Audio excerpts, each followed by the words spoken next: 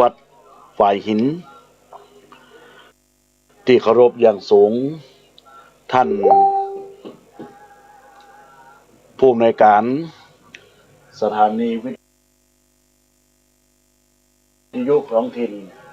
จังหวัดเชียงใหม่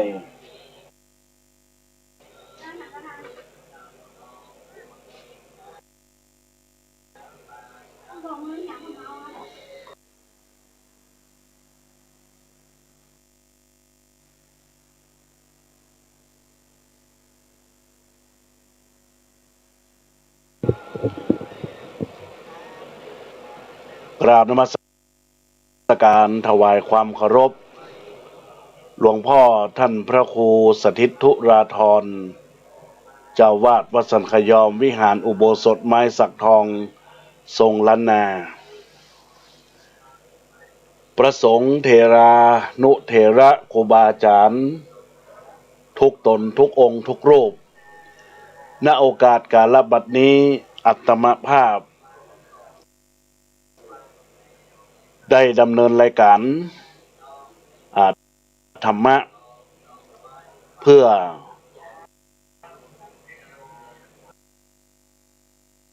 รับฟังพระธรรมเทศนาเพื่อเป็นบุญเป็นกุศลกับบรรดาคณะสัตยาญาติโยมสาธุชนพุทธบริษัทเราตั้นอีและญาติโยมเราตั้นทั้งหลายในโอกาสที่บรรดาญาติโยมท่านทั้งหลายได้น้อมรับฟังพระธรรมเทศนาในโอกาสกาลบัดนี้นั้นก็เพื่อที่ญาติโยมเราตั้งทั้งหลายรับฟังเพื่อเป็นบุญเป็นกุศลภาพได้น้อมรับและปฏิบัติธรรมเพื่อให้บรรดาญาติโยมและท่านทั้งหลายได้ในโอกาสนี้ก็เป็นช่วงที่เชียงใหม่เฮาได้มีการกระทำบุญกระทำกุศลโดยเฉพาะได้มีเหตุการณ์ที่บ่อผ้าพึงประสงค์ได้ทำการญาติโยมก็ต้องวันต้องไหวเนอะญาติโยมมาตั้งทั้งหลายดังนั้นแล้วก็ทุกท่านทุกคนที่ได้รับฟังรายการธรรมะกับอาตมาภาพชีวิตไปนะวันนี้อาตมาภาพก็จักได้แสดงพระธรรมเทศนาในโอกาสเป็นธรรมพื้นเมืองล้านนาซึ่งวันนี้ก็ว่าไปแล้วก็บ่มีเจ้าภาพเนาะญาติโยมทั้งหลายแต่ในหลักของความเป็นจริงแล้วหลักของการจะมีปุจจาธรรมปุจจากันเทศอันอย่างก็ตามก็เพื่อที่จะได้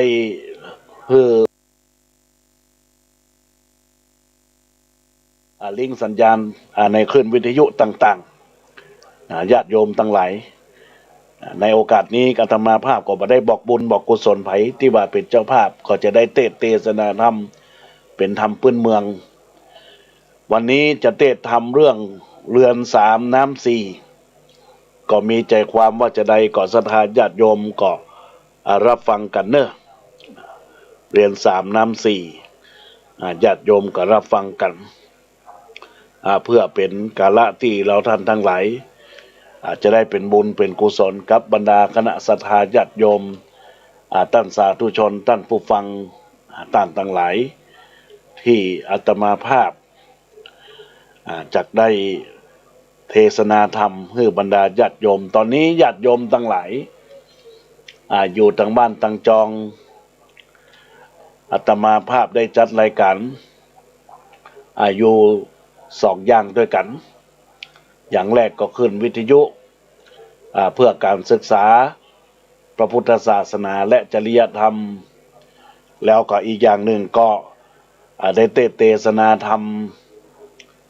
ในส่วนของการไลฟ์เฟซบุ๊กสดเพจกิติพงศ์กิติโสพโนเมื่อญาติโยมทั้งหลายได้ตั้งอกตั้งใจรับฟังในโอกาสนี้แล้วก็คือเป็นบุญเป็นกุศลติดตามเนื้อตามตัวตามตนของบรรดาคณะสัทธาญาติโยมสาธุชนพุทธบริษัทต่างๆหลายทุกท่านทุกคนในโอกาสนี้นะญาติโยมและต่างๆหลายอาตมาภาพได้เข้าสู่รายการธรรมะเพื่อเป็นบุญเป็นกุศลกับบรรดาสัทธาญาติโยมสาธุชนและต่างๆหลายในนามผู้ดำเนินรายการก็ต้องขอฝากรายการธรรมะกับบรรดาญาติโยมท่านสาธุชนทุกท่านทุกคนธรรมะสู่ใจสบายสบายเมื่อได้ฟังแล้วมีสุขทุกสถานฟังแล้วตั้งทำบุญสุนทรทานธรรมะบรรดาการสำราญใจได้ฟังแล้วสุขคิดสักนิดหนึ่งใจข้าหนึ่งคิดให้ซึ้งอย่างรู้หลายธรรมะดีธรรมะร้ายให้เข้าใจธรรมะหลายคือธรรมะประจำใจสิ่งดีนำไปปฏิบัติสิ่งร้ายนำไปขัดเกลาให้ขาวใสธรรมะบันเจิดเกิดที่ใจแสงสว่างสดใสในใจทุกคนก็ขอฝากธรรมะกับบรรดาคณะสัทธาญาติโยมสาธุชนและท่านทั้งหลายทุกท่านทุกคนเนอะตอนนี้ก็ต้อนรับบรรดาญาติโยมสาธุชนที่ได้เข้ามารับฟังในคลื่นวิทยุ FM 104.50แล้วก็ญาติโยมที่กำลังรับฟังในส่วนของคลื่นวิทยุที่อาตมาภาพกำลังกระจายเสียงแล้วก็ทางเฟซบุ๊กไลฟ์ต้อนรับบรรดาญาติโยมท่านสาธุชนท่านผู้ฟังเราท่านทั้งหลายทุกท่านทุกคนซึ่งในโอกาสที่อาตมาภาพได้ดำเนินรายการนี้ก็จะได้ขอบอกกล่าวกับบรรดาญาติโยมเนอะจะได้แสดงพระธรรมเทศนาธรรมพื้นเมืองธรรมวัดชื่อว่าเรือน3 น้ำ 4เนอะ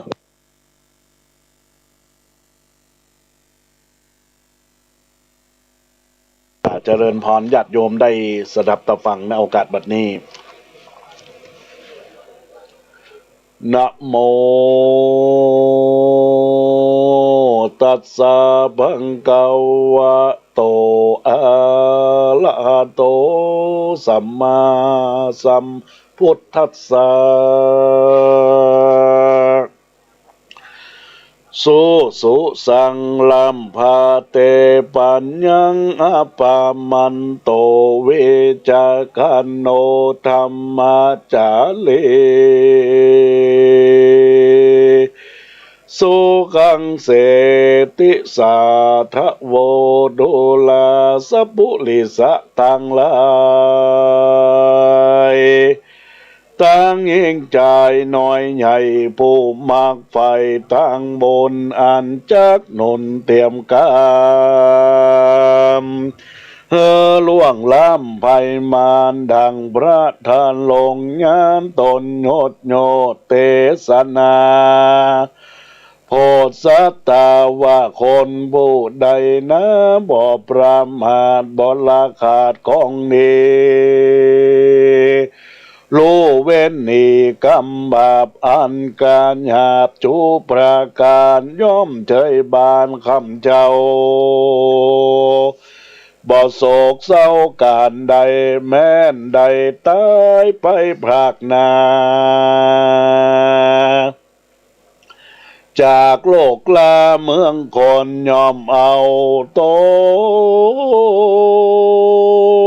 นไปเกิดที่ป่าเสริฐเมืองสวรรค์อันว่ากองดีนั้นใส่หากบันใดอันใดเราจะไขบอกกล่าวเงอรู้เก่าตามลายคือคนยิ่งใจน้อยใหญ่ได้ตัวไตปฏิบัติตามอย่างละลอยนาสามน้ำสี่เอาเป็นที่พิจารณาแถมหะหยาตัวเก่าเงอมากเต้าลวงลายดังจากศาสตร์ยายเก่าจริงเงอโง่ตีตามมีบัดนี้แดเตออ่านว่าเรียนสามนั้นเราเรียนหลังแลเก้าจงพรำโรคือเรียนที่อยู่อาศัยบ้องนับอยู่ไปคำเจ้าบ้องกุดเรารักษาพอตามฝาในนอกหยอกเงยบอกเมื่อเป็นสายกำปุ้งตายห้อยย้อย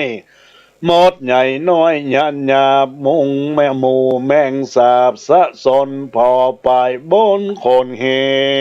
งซ้ำให้ยิ่งนำนางหันวัดโทภาเสื้ออันเก่าเกลือบ่ไหล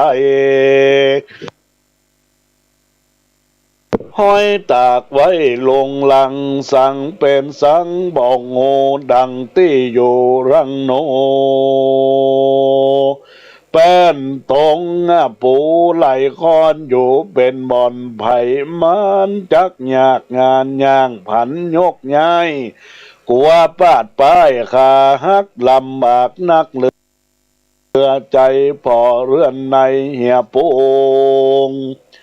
เงี้ยวฟ้ามุ่งและมอนสะลีนอนเสียสาดปงเลือลาดกระจายเหม็นสาบลายบ่อน้อยสิ้นเสียหอยตามฟ้าแล้วก็พอมาพวงลางยากเหยียควางเอาว่าเก่าใหม่แล้วก็ไปขี่เป็ดขี่ไล่ไก่วัวควายเหี่ยพุงยายกับน้ำเม่นเลือล่ำเพื่อตมบอดีพาลมแต่เราแมงวันเป่าสะโซนป้าใดตนโหดหูดย้อนคนที่อยู่บ่หักษาบ่นำนาปัดกวาดคือสะอาดหมดใสเต้าอยู่นานไปจำคำเจ้าแจง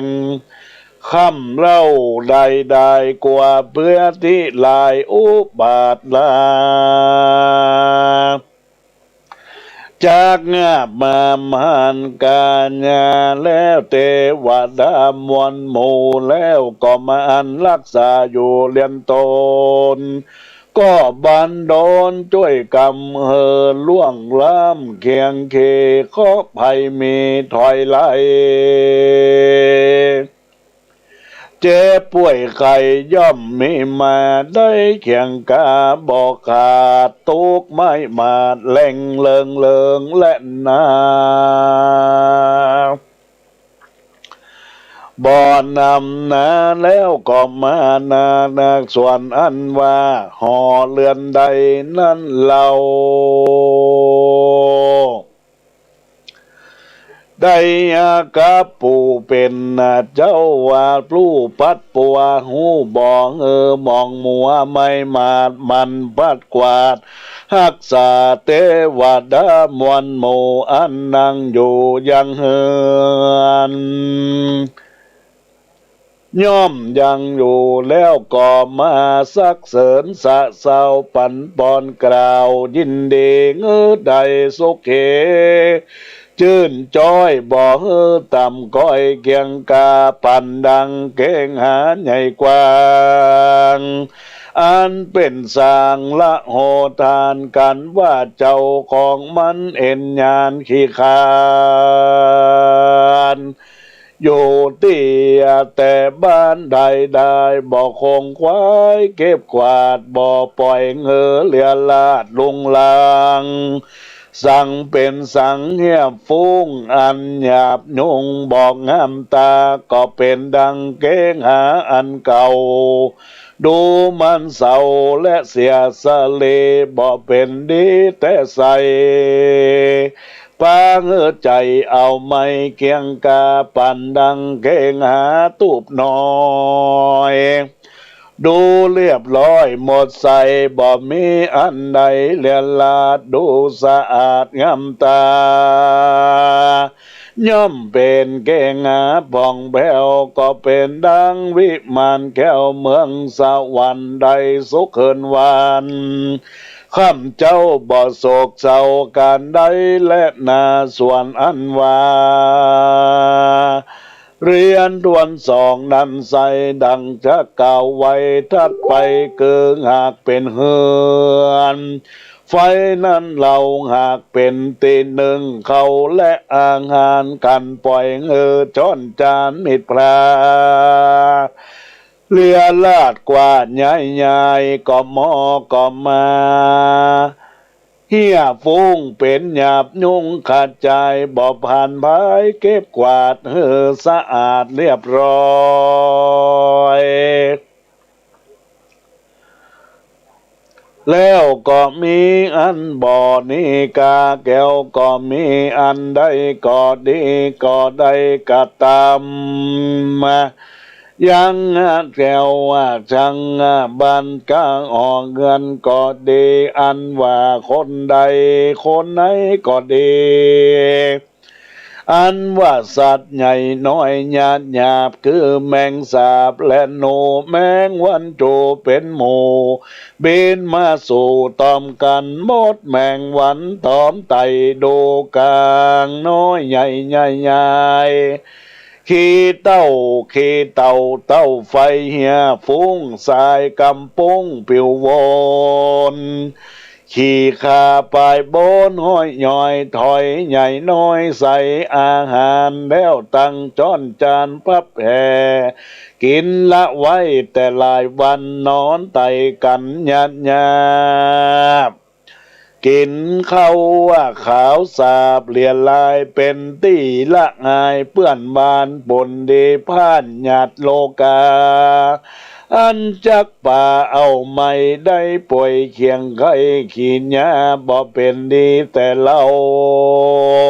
ได้โศกเศร้าตัวมาจมศรัทธาใหญ่น้อยได้ฟังถ้อยจากใครกันรีบมาเฮียนไผเป็นดังเอกวนกึดที่คณิงหานเกือปากันเพียวกวาดสะอาดดูดีถ้วยจานมีหม้อให้เข้าของเครื่องใจอันใดใส่อาหารใส่น้ำตาลน้ำอ้อยเก็บ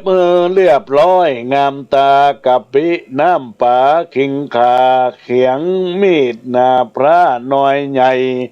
เก็บเมื่อนไว้ไผ่มันบ่โซนกันเฮียลาดดูสะอาดเดือนลายแม่นว่าหายก็หู้แม่นว่ามีอยู่ดูดี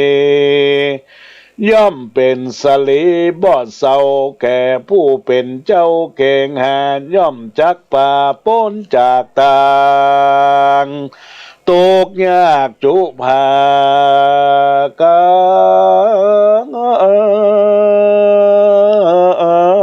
นส่วนอันว่าเฮียนสามนันทัดไปนันเล่าจุงกูเก้ากำไม้คือคนยิงใจมวลโมย่อมมีเฮียนผมอยู่จุคนกวนตัดแต่งผมตนแม่นจอบตามเขตขอบประเพณีปอดีกับการสมัยอย่าเอาคนแดนไก่มาเป็นแบบเบา อย่าเอาเจ้ามาเป็นนายมันคงควายจะใจคะเน่งไผ่ไฟอารมณ์ยังเหียนผมของตัวมันดำหัวสะเก่าเงอสะอาดเล่าดูเดเงอเป็นสะเลเรียบร้อยคนใหญ่น้อยเล็งหันย่อมปาการกล่าวอูซักเสริญอยู่เลิงเลิงและนาโมละสัทธามวนโมได้บรมหูกองธรรมยังเฮียนสามคุณใหญ่จงจำไว้ใส่ใจบทถัดไปนั้นโสดพระเจ้าโปรดเทศนาใครขีดยาบอกเจยังน้ำสี่แถมเราอันว่าน้ำทวนเก้าแล้วน้ำใจน้ำทวนสองทัดไปเกิดน้ำใจอันรู้จงจำไว้เป็นตราน้ำทวนสามนั่นเกิดน้ำกินน้ำส่วนอันต่อไปคือน้ำอาจินทวนสี่ไขปองกล่าวจี้บอกไปโลนเกินน้ำตนปูนนั่นเล่าขอหนุ่มเท่าหญิงใจศรัทธาหลายม้วนหมู่ใดพรำหูเยาวไปอันว่าน้ำสีนั่นเราบททวนเก้าน้ำใจคือคนพูดใดแล้วมีใจผ่องแผ้วสุขเฮก็มีใจดีตั้งมันบ่ไหววันเพียงคอนบ่ว่าตอนไม่เอาอยู่เตียงเต้าตีกามีสติมาจอดยั้งสมาธิจังอยู่ในใจ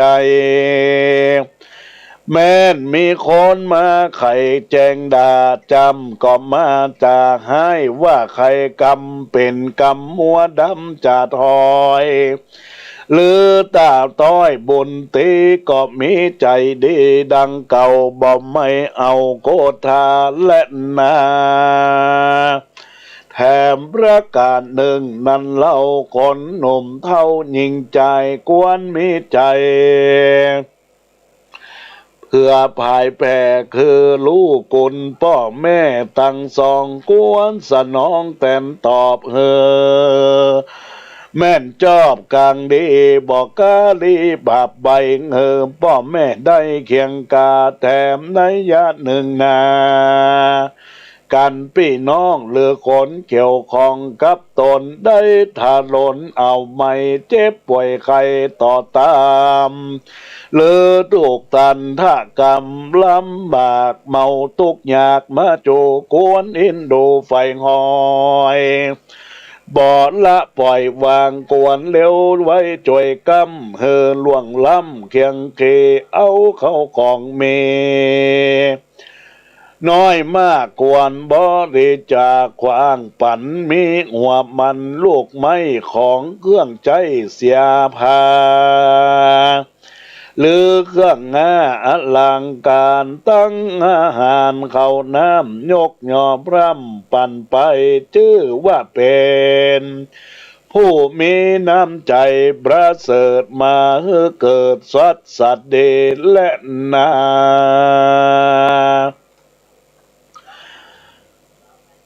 แถมประการหนึ่งนันนาใจเล่านี้บ่อสับเปร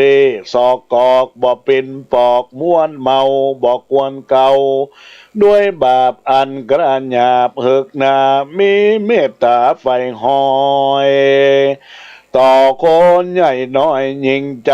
มีใจปายเพื่อแผ่คนนาแก่สัตตาอันเคียงกาลำบาก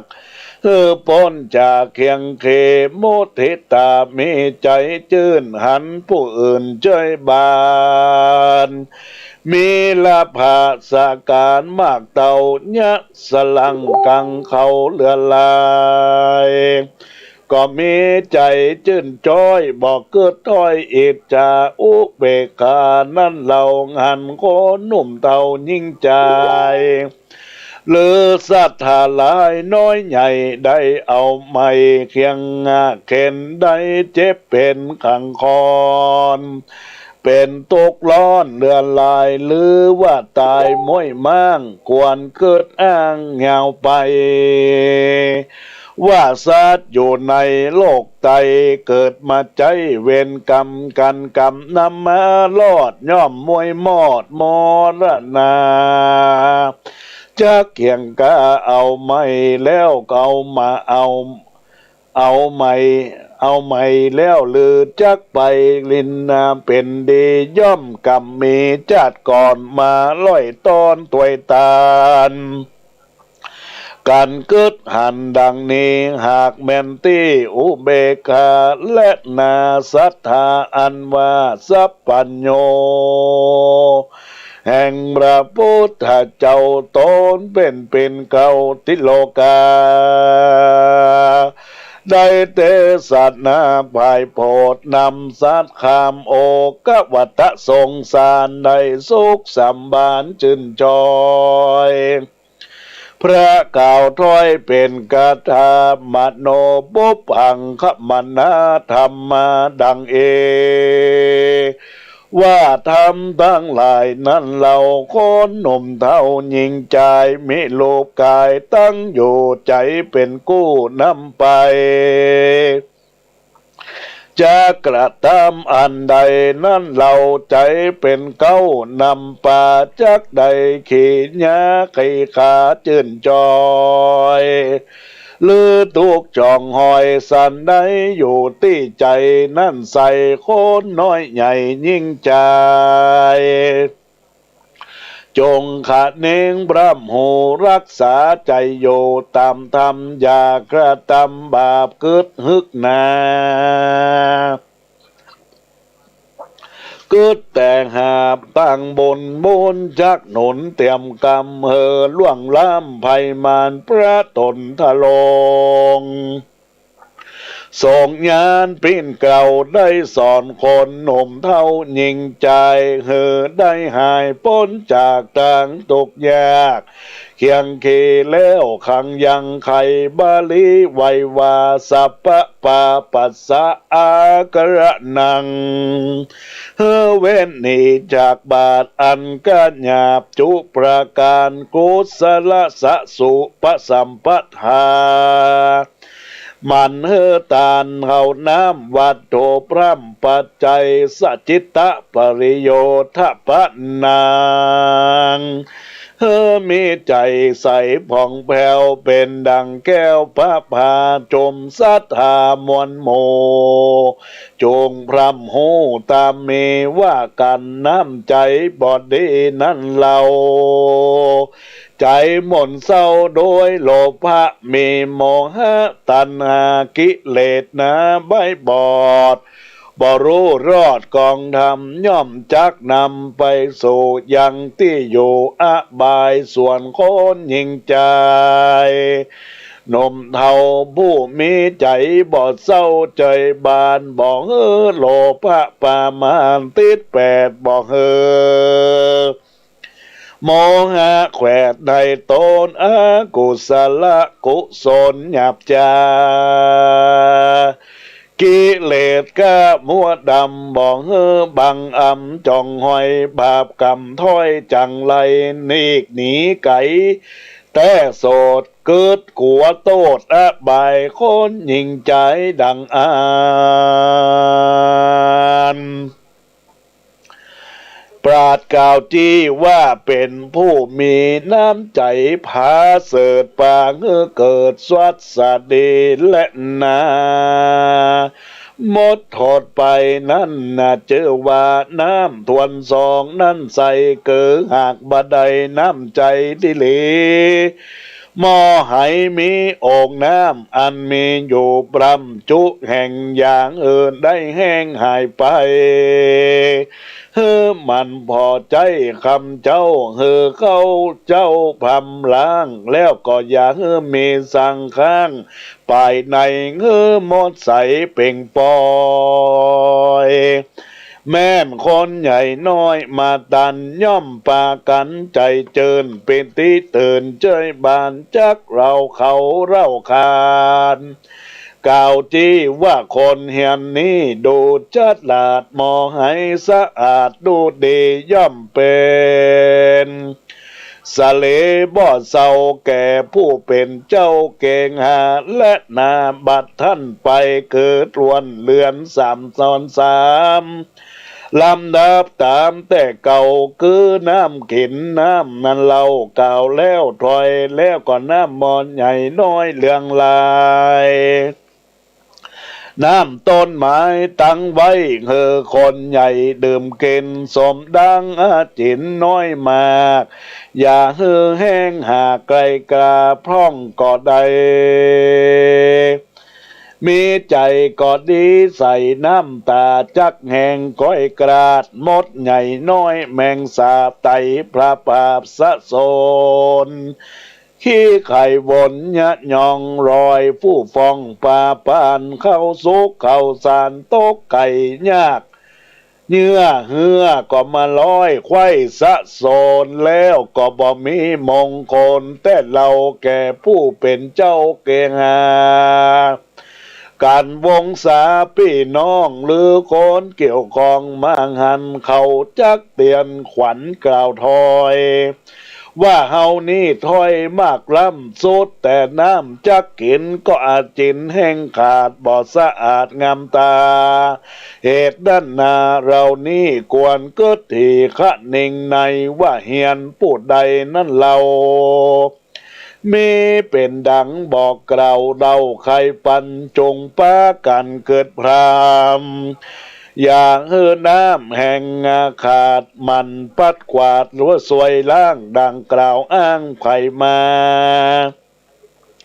ย่อมจากป่าพ้นจากทางตกยากเคียงเคพระญาตินี้บอกไกลเจ็บป่วยใครบอกประมาณได้เจยบานจื่นจ้อยคนใหญ่น้อยย่อมสั่งเสริญอยู่จำเลินมั่งเตาตุกคำเจ้าซอดสะเดบอดด้านไปคือน้ำทวนสีใครกล่าวจี้คือน้ำตนปูนอันว่าชื่อนิดาจักศูนย์กราบจอยเหตุคนใหญ่น้อยปัจจุบันหลังคนบอกเคยหามและหูย้อนมีไผ่อู้จะเติงบ่อล่ำเปิงถามหาเหตุนั้นเฮาจักจ๋าเก่าเองแจ้งทีขันนะกลแล้วอันว่าน้ำต้นปุนนี้เราคนหนุ่มเทาโบราณกันจักมีการงานอันใหญ่น้อยก็ได้กาละอันใดกระทำตนนั่นแหละนะตั้งวงสามวลหมู่ก็เอามาสู่รับตอนหายร้อนยินดีเป็นประเพณีแต่เก้าสืบต่อเล่ากันมาอันว่าน้ำต้นปุ่นนี่นะเตรียมไว้เฮานี้ได้คะเน่งหมายว่ากันหมู่สหายเปี้ยนป้องหรือพี่น้องวงใหญ่คนไก่ไก่หนุ่มเทาได้ไต่เต้ามาสู่ยังที่อยู่เงินโตนกวนเละหล่นลาบตอนด้วยน้ำและเย็นและก็มายกหยอเกณฑ์มาสู่ยังไข่เก่าอู้กำหวานจัดอาหารข้าวน้ำวัตถุพร่ำปัจจัยอันบ่ดาตีลูกเต่าบ่ดาเดาเล่าหมูมาบอกใครจ้าวาดยอเป็นกำปอกเต็งเต็งใจจากกำใดปากม่วนถูกทวนกองงามแล้วก็จะกำงามจะถามตานเล่าโลเก้าและปลายว่าเขาพันภายมาสู่ยังที่อยู่เล่าราพระทรงได้เจานันใสโลไว้ตามเมนับเป็นกองดีเลือดแล้วปากาดแก้วปานไผ่แม่นจักไปอยากเหลือใต้คนน้อยใหญ่ห่มหาแล้วก็ยำปิตา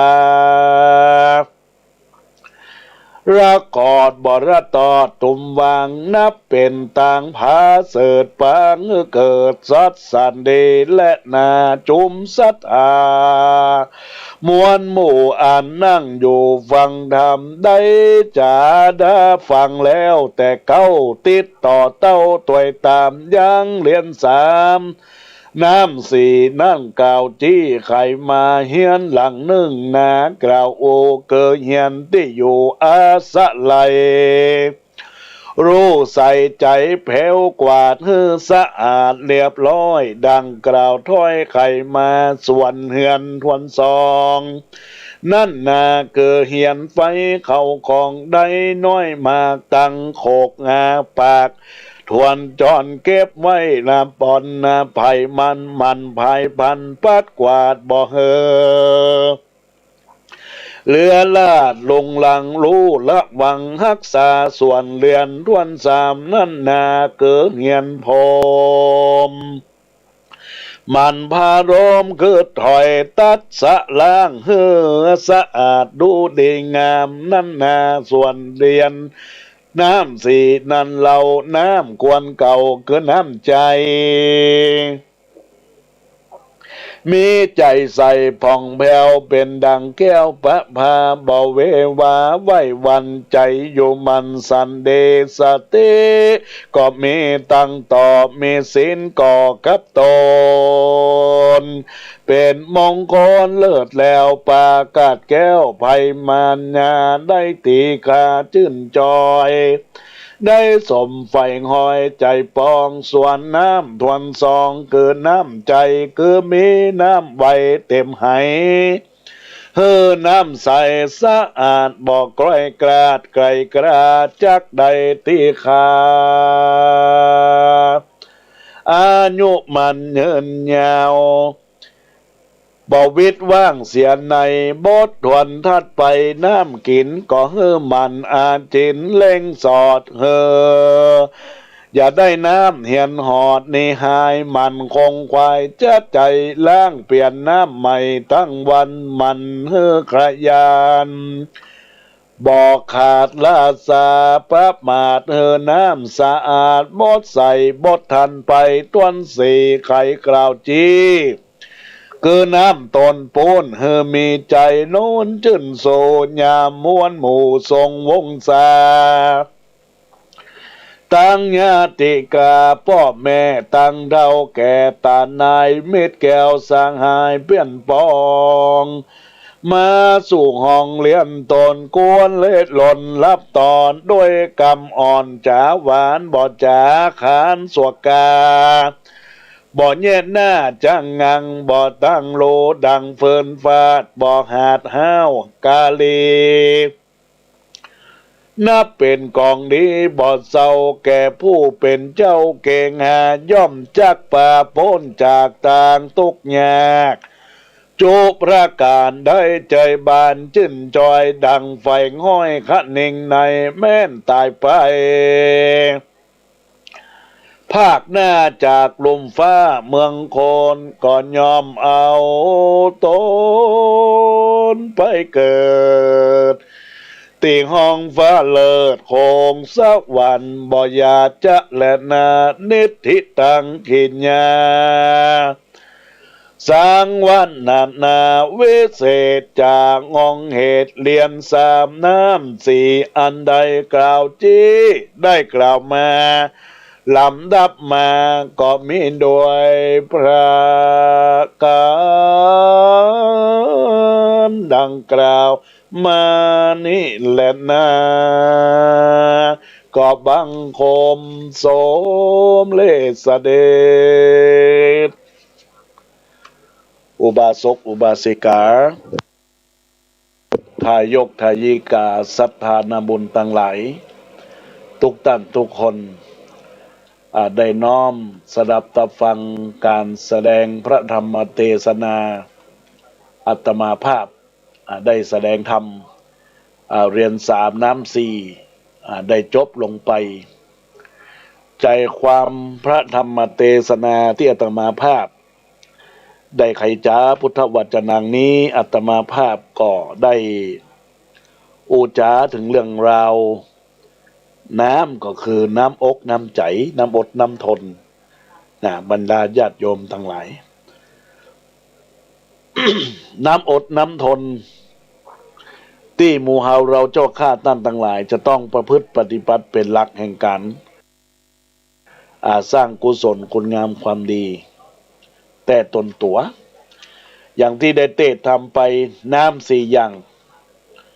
น้ำใจก็คือน้ำที่หนึ่งละญาติโยมทั้งหลายน้ำที่สองก็คือน้ำต้นน้ำต้นที่ได้เป็นน้ำกินญาติโยมเป็นน้ำกินได้กินได้ใจได้พอก็ต้องพยายามให้มันเต็มอยู่ตลอดเวลาแล้วก่อนน้ำที่สามที่ได้กล่าวไล่มาตะกี้นั้นก็เป็นน้ำอดน้ำทนจะต้องทำความเพียรพยายามอุตสาหะทุกอย่างเหมือนคำพุทธภาษิตว่าวิริเยทุกขมัจเจติบุคคลจะล่วงความทุกข์ได้ก็เพราะด้วยความเพียรอันนี้ก็เป็นสิ่งสำคัญนะญาติโยมเพราะฉะนั้นญาติโยมท่านทั้งหลายก็ต้องพยายามใจหลักธรรมที่อาตมาเทศนาเรียนสามก็คือญาติโยมทั้งหลายเฮียนที่อยู่อาศัยเนี่ยต้องมีความสะอาดสวยสดงดงามมันเพี้ยวมันถักแล้วก็พยายามคอยดูแล้วก็สิ่งที่ประการที่สามเฮียนที่สองก็คือเฮียนบ้านเฮียนจองที่คอยอยู่อาศัยมอตะไหลมอหนึ่งพยายามปัดปากจะไปเหี้ยอย่ามือมันได้สกปรกแล้วก็ญาติโยมทั้งหลายเฮียนที่สามก็คืออันเป็นเฮียนของตัวเองนั่นแหละร่างกายรูปร่างพยายามรักษาความสะอาดสระผมปัดเป่าทุกอย่างร่างกายมันซักผ้าซักครัวเนี่ยญาติโยมทั้งหลายนี่ก็เป็นสิ่งสำคัญที่ได้เทศนาธรรมจบลงไปเพราะฉะนั้นแล้วญาติโยมก็คงจะได้คติธรรมที่อาตมาภาพได้แสดงธรรมไปจบลงไปเป็นเรื่องเรือนสามน้ำสี่เป็นคติธรรมที่จะได้สอนอกสอนใจสอนบรรดาญาติโยมให้มีความสุขมีความเจริญก้าวหน้ารุ่งเรืองในสิ่งที่พึงปรารถนาในสิ่งที่เกิดขึ้นในญาติโยมเพราะฉะนั้นก็ขอฝากกับบรรดาคณะศรัทธาญาติโยมสาธุชนต่างๆหลายก็ขออนุโมทนาขอบคุณกับบรรดาญาติโยมท่านสาธุชนทั้งหลายที่ได้ตั้งอกตั้งใจรับฟังธรรมะของอาตมาภาพในเบื้องต้นในเบื้องแรกที่อาตมาภาพได้เทศนาทำไปก็วันนี้ในช่วงเจ้านี้ก็เป็นช่วงของการจัดรายการธรรมะในช่วงที่สองของอาตมาแต่เป็นขึ้น104.50 เมกะเฮิรตซ์วัดไฟหินญาติโยมทั้งหลายที่ได้รับฟังในช่วงเจ้าขึ้น96โอวาทธรรมธรรมะสู่ใจยามเจ้าญาติโยมทั้งหลายในช่วง9 โมง 10 โมงอาตมาภาพก็ต่อ104.50แล้วก็ช่วงบ่ายก็จะได้ต่อในธรรมะในช่วงที่104.50แล้วก็ห้วยตองซักญาติโยมทั้งหลายแล้วก็ญาติโยมทั้งหลายก็ญาติโยมทุกท่านทุกคนก็ได้ทำการเป็นเจ้าภาพในภาคบ่าย 3 โมงก็มีคุณโยมปราณีคุณโยมปราณีพร้อมด้วยครอบครัวได้เป็นเจ้าภาพเจ้ากันจะเทศนาธรรมร้านเตี๋ยวพี่น้อยโอจังเจ้าปราณีปัญญาจักเกียรติศักดิ์ปัญญาจักได้ถวายจตุปัจจัย500 บาทเทศนาธรรมเป็นธรรมจัตตาเพราะอาตมาภาพได้รับความอนุเคราะห์เมตตาจากทางหลวงพ่อท่านพระครูสมุวิชวัตรวรกิจโจในขึ้น104อีกรอบหนึ่งแล้วก็ลิงก์สัญญาณของท่านพระครูอภิวัตรวิกรมพระอาจารย์บรรยงอภิวัฒโน เป็นมรดกช่วงมรดกธรรมยังต่อเนื่องไปจนถึงสิ้นปีทุกวันอังคารก็ญาติโยมก็มีเป็นเจ้าภาพเจ้ากันก็อนุโมทนาขอบคุณกับมูลศรัทธาญาติโยมท่านสาธุชนท่านผู้ฟังต่างหลายตอนนี้ก็คงจะเป็นช่วงท้ายรายการประมาณ10 นาทีจะได้พบปะกับบรรดาศรัทธาญาติโยมเจริญพรกับคุณโยมแม่มาลีนภิกุลจากตลาดกัดก้อมเมืองเชียงใหม่จะได้พบปะกันในงานกฐินสามัคคีของทางวัดสังฆยอมวันที่18 พฤศจิกายน 2564ญาติโยมท่านใดจะร่วมเป็นเจ้าภาพก็เชิญได้เนอะตามเจตนาของคณะศรัทธาญาติโยมตามวรรคมหาได้ตามเศรษฐกิจในช่วงนี้ก็ลำบากก็ต้องพยายามต่อสู้ในโรคภัยไข้เจ็บไปด้วยกันเจริญพรกับคุณโยมดร.มนทิลาอินทพันธ์หรือดร.อ้อยคนเมืองได้ทักทายเข้ามาในรายการธรรมะเจริญพรกับแม่จันเพ็ญคำโพธาอุบาสกอุบาสิกาผู้ใจบุญใจกุศลวันนั้นก็ปะกันไม่ได้อู้กันดีก็วันนี้ก็ได้เจอกันในทาง Facebook ก็ทักทายกันเนอร์แมเนอร์เจริญพรกับแม่จันเพ็ญคำโพธาพร้อมด้วยญาติโยมทุกคนแม่สุจินแม่สุพินชัยจินดาก็ได้ปะกันทุกท่านทุกคนวันนั้นก็เจริญพรกับคุณโยมกล้วยมั่มกับเขานึ่งไหวสาทำยามสายในโอกาสที่อาตมาภาพได้จัดรายการเจริญพรกับคุณโยมพินชริยานิติประสาทกับนมัสการเข้ามาก็เจริญพรกับนิกรละอ่อนสอนละอ่อนแปลงเวทีได้ทักทายเข้ามาก็ต้องขออนุโมทนาขอบคุณนิกรละอ่อนแปลงเวทีนี้ก็ถือว่าได้เป็นผู้ช่วยเหลือด้านการในส่วนของการกระจายเสียงตั้งแต่การติดต่อโน้ตบุ๊กไลน์แล้วก็เครื่องเสียงสัญญาณอินเทอร์เน็ตทุกอย่างถือว่าได้จัดรายการมานี่เก็บ1 ปีละของคลื่น 104.50 นี่นะญาติโยมตั้งหลายส่วนคลื่นที่ได้เริ่มต้นจากหออาตมาภาพก็ขึ้น 104.50 นี่แหละวัดฝ่ายหินได้ความเมตตาของหลวงพ่อพระครูสมุวิชวัตรวรกิจโจในโอกาสนี้ก็เจริญพรกับแม่สุนีกองบุญจากบ้านสันนเมงบ้านหลักปันตำบลสันนเมงกำลังฟังอยู่เจ้าแม่สุนีกองบุญนี่เป็น FC อยู่ตลอดเวลาเจริญพรกับคุณโยมไกรสอนฤทธิธรรมบอกว่าไหว้สาธุลุงสบายนี้ช่วงนี้โควิดแหงระวังป้องใกล้ตัวมาติ๊กในเวียงเพียบกาดปิดติ๊กกาดก้อมยังบอกหูเมื่อใดปิดจะได้ก็จะไปเซาะมาเอวหาทั้งวัดก็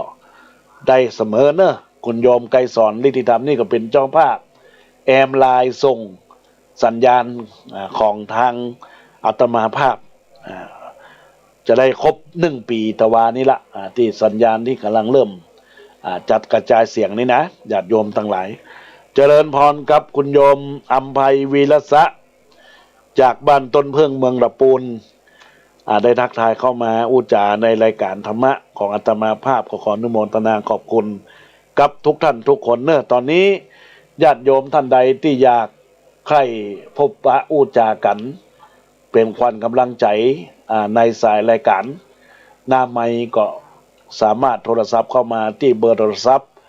0962629694 เนอะอาตมาภาพก็ขอเจริญพรกับบรรดาคณะศรัทธาญาติโยมสายหน้าใหม่บางผู้มีบางท่านก็มีไลน์กอดทักทายเข้ามาโทรเข้ามาได้เป็นบุญเป็นกุศลกับบรรดาคณะศรัทธาญาติโยมเสียงธรรมเสียงทองก็ส่องใจก็คือญาติโยมได้เป็นบุญเป็นกุศลกับบรรดาการที่รับฟังธรรมะแล้วก็เป็นบุญเป็นกุศลกับทุกคนทุกท่านคือได้เข้าใจในหลักธรรมที่ได้อุจากับบรรดาคณะศรัทธาญาติโยมสาธุชนและท่านทั้งหลายเช้านี้ฟ้าสดใสใจก็สุขจะได้สนุกกับการงานทั้งหลาย งานใหญ่งานน้อยทำกันไปประโยชน์หลายตังค์บ้างก็ดี ได้มากได้น้อยคอยเก็บนะ ใจเป็นพระอดออมจะจอมศรีขยันกันไว้จะได้มั่งมุ่งมูลมั่งมี จะสุขขีเมื่อปลายทางสว่างใจ มีเงินตาก็มีแต่สุขบรรเทาทุกข์ได้ในปัญหา ใช้ได้ตามกาลเวลา อันเงินตาก็จำเป็นเห็นกัน ขอให้ทุกคนจงมีสุขจงสนุกกับการงานทั้งหลาย ขอให้อยู่ดีและมีชัยจงสุขกายสุขใจในทุกคน คนจนคนรวยก็คนนะ ใจเป็นพระทำดีมีศักดิ์ศรีให้เป็นคนยอดคนทุกกรณี และขอให้ชีวีมีสุขทุกคนเอ่ยก็ขออนุโมทนาขอบคุณเนอะบรรดาญาติโยมท่านสาธุชนทั้งหลายสิ่งสำคัญญาติโยมและท่านทั้งหลายที่รับฟังรายการธรรมะในโอกาสนี้แล้วก็ต้องขอฝากกับบรรดาศรัทธาญาติโยมเกี่ยวข้องกับกามที่เราท่านทั้งหลายจักได้รักษาตัวเองใครยังมาได้ฉีดวัคซีนเตี้ยก็ไปฉีดวัคซีนเนอะเป็นกาละที่เฮาท่านทั้งหลายจะต้องป้องกันตัวเองบ่ให้โรคภัยไข้เจ็บนี่มันลงปอดนะญาติโยมและท่านทั้งหลายฉีดวัคซีนป้องกันภัยโควิดป้องกันชีวิตให้ปลอดภัยหลายไปไหนแสนยากต่างลำบากใจเพื่อความปลอดภัยสบายใจได้ปลอดภัยลูกหลานพี่น้องเหนือใต้จำเป็นต้องไปรีบเร็วบ้านเมืองสมัยเอาใจตัวเองก็ลำบากใจอยู่กับเพื่อนหมู่ก็ไม่สบายใจไปทางไหนตอบใครก็ลำบากกลัวผิดแพ้ยาดังข่าวเหนือทิศใต้จะเป็นอย่างไรก็ช่างเถอะสุดแล้วแต่กรรมติดตามตัวฉีดแล้วก็ย่อมแล้วไปถ้าเป็นไข้หวัดไอน้อยนิดก็หายพารากินไปก็สบายได้ก็แล้วแต่นี่ก็ขอฝากกับบรรดาศรัทธาญาติโยมเป็นคำฝากคำฝันของนักปราชญ์ราชเมธีที่ได้คิดเขียนเข้าห้ามคำกรติดเนื้อติดตัวกับบรรดาศรัทธาญาติโยมสาธุชนและต่างหลายเนอะญาติโยมทั้งหลายตอนนี้ก็เวลาก็เหลือ3 นาทีท่านใดอยากใครจะโทรศัพท์เข้ามาอุจากับรายการธรรมะก็ขอเจริญพรได้เนอะที่เบอร์โทรศัพท์0962629694 หรือว่าบรรดาญาติโยมจะทักทายในท้ายหลังจากออกรายการหลังไม่ก็เชิญได้เนอะทุกท่านทุกคนบรรดาญาติโยมก็โทรศัพท์มาอู้มาจะมาตมาภาพกิจนิมนต์ไปเทศนอกนี้เทศก็เทศเนอะญาติโยมทั้งหลายไผจะนิมนต์ไปเทศต่างใดเป็นวิทยากรในการบรรยายได้หมดแต่ช่วงนี้ก็อย่างว่านะเป็นสภาวะโลกภัยไข้เจ็บมันเกิดขึ้นมันก็จัดงานยากแต่งานที่สำคัญก็คืองานบำเพ็ญกุศลศพก็ดีนะก็สามารถที่จะนิมนต์ไปแสดงพระธรรมเทศนาได้ทุกครั้งทุกคราวนะตอนนี้ก็จะได้ขอลารายการว่าขอลาก่อนเตอะผู้ใจบุญตั้งหลายจีมโนในลาไปเนื่อเจ้ามวลหมู่ศรัทธาเฮาพี่น้องโอกาสหน้าพบปะกันแถมเดือนออกเดือนแหมพี่น้องปะกันร่วมห้องกองบุญฟังสารธรรมบุญกั้มนำหนุนปารมีเพิ่มพูนทุกคนเนื่อเจ้าทุกคนเนื่อเจ้าอยู่ดีมีตังร่ำรวยเนื่อเจ้าคือได้บรรเทาเดือดร้อนรวยเฮงเต็ง1เต็ง2เงินคำไหลค้อนครอบครัวอายุวันนะสุขะพละคือมีโจกมีลาบลุ่มเล้าคือได้เป็นเจ้าสัวจิตใจคุณมัวค ฮื้อใสสว่างแจ้งฮื้อใสสว่างแจ้งรวยรวยรวยเฮงเฮงเฮงจัตตารโอธรรมาวทันติ อายุวันโนสุขังพลังขอเจริญพร